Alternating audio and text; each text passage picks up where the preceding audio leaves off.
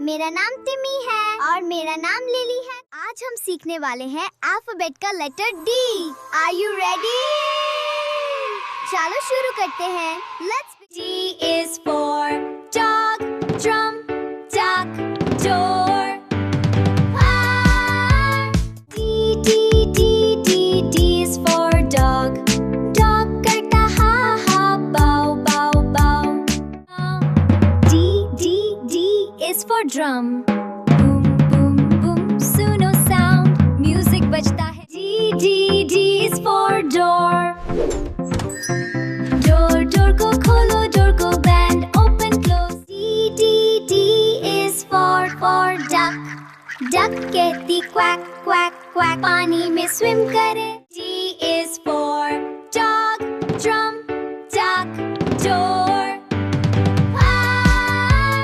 Wow! आज हमने सीखा letter D। Dog, drum, duck और door. Like, share, subscribe. Bye.